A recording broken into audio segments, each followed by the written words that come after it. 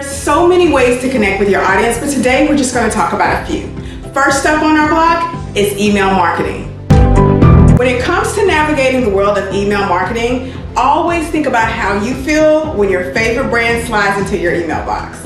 Number one, are they adding value to their day? Whatever they're emailing you should add some kind of value, whether it's a coupon to an upcoming sale, a tip on what's going to make your life easier, but most importantly, it has to be something that's worth the minutes and the moments that you dedicate to reading that email. That's tip number one. Number two, I want you to stay consistent. There's nothing worse than getting embedded in a company and loving everything they're sending you and then they disappear. Your customers, your clients, your email list, they deserve to hear from you and to hear from you often. How often do you want to connect with your audience via email? Craft that out, sit down, and let's craft out a step-by-step cadence that's going to be sensible for you and something that's going to be easy for you to maintain. We all have great dreams and we all have great hopes, but what we don't want to do is overpromise and underdeliver. Next up, I want you to get automated. Where life happens, where I was busy being a mom, a daughter, a sister, a friend, all those things that fall in between. But my automated systems help me stay afloat. There's so many options when it comes to email automation, but I want to steer you down the road of the path of least resistance, which is going to be something user-friendly like a MailChimp or a Constant Contact. Once you've selected your platform, I want you to sit down and craft a message and be honest with your subscribers. Let them know how often you're going to be in their email box. If it's once a month, they'll accept it, they'll anticipate it, and they probably will read it and click through for you. If you tell them that it's once a month and all of a sudden you're emailing them every week, you're probably going to see a ton of unsubscribers. Once you've crafted your cadence, I want you to also take a look at any holidays or special events that are significant to your brand and align with your brand messaging, and go ahead and craft a message that's going to resonate with your audience. Let's just say it's the holiday season. Do you think your subscribers want to hear Happy New Year from you? If so, go ahead and get that message started. I want you to think about your life and what your expectations are. I want you to sit down, log into those platforms I told you about, use the links I provided. Trust me, they will be so helpful. And go ahead and get started on your first email. You've got your subscription to your favorite email platform. I want you to dive into social media. Don't panic.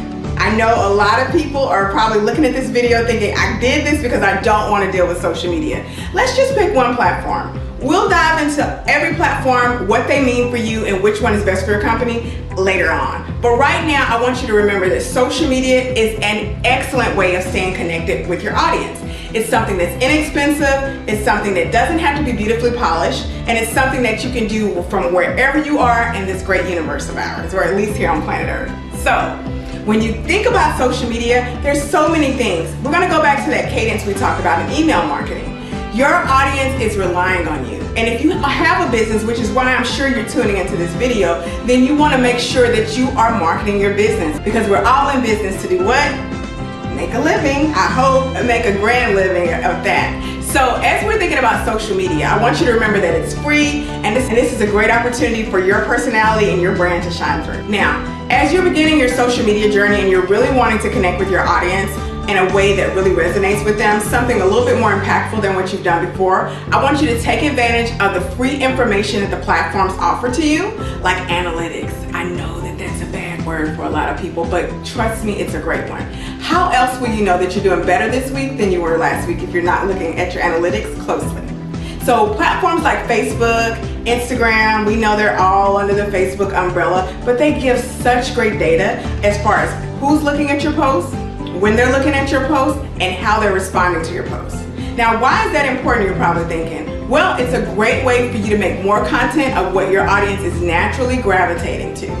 If posts of you going live are performing phenomenally well, then guess what you need to incorporate in engaging with your audience? More live posts. If posts of you and your daughter walking around on a splash pad as you drop helpful hints about being a stay-at-home mom and free things around the city goes damn near viral, then keep doing it. Figure out more activities to record and post for your audience. It's really that simple. As you're diving deep on your social media engagement journey, I want you to do one thing for me.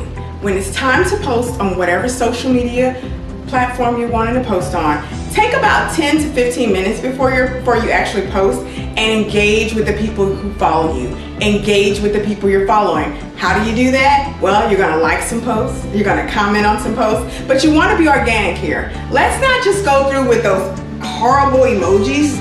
People do not like that, okay? When you're really engaging with a brand, you're giving them feedback and you're giving them comments. I know social media gives us a great way to kind of stand back and be voyeurs, as we all love to do, but when it comes to truly engaging, it's almost like walking into a crowded room full of people. How do you let them know that you're here and you're here to network? Well, the only way to do it is to make a comment. So as you're scrolling through your timeline, I want you to spend about 10 to 15 minutes before you post engaging with people who've made recent posts. More than likely, they're already online and they will quickly see your alert and begin to comment back to you. This is a great thing to do before you make your post. What this will do is alert them of your new post, because most people will go to your page after you comment on their page and see what new content you posted, and they will return the favor. Think of it as walking into a room and saying hello, and the folks in the room saying hello back to you. Social media has changed a lot, and it will change again probably before I even post this video. What that means for you is you need to know the fastest way to engage. One way that is a surefire way to engage with people is to follow their stories.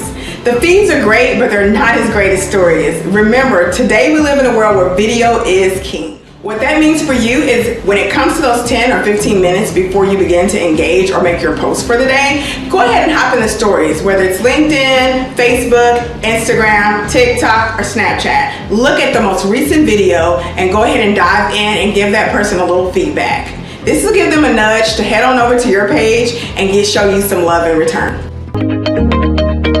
Now, when it comes to different platforms like Pinterest or LinkedIn, the great news is you don't always have to craft your content. This is a great place to toot the horn of someone you respect in your industry and repurpose their content.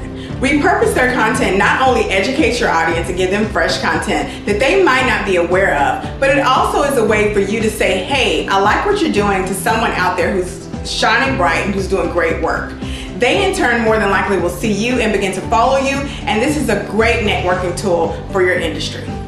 Now, as you stick to these few small steps I've shared with you, you will notice an influx in your followers. A great thing that I like to do is say thank you.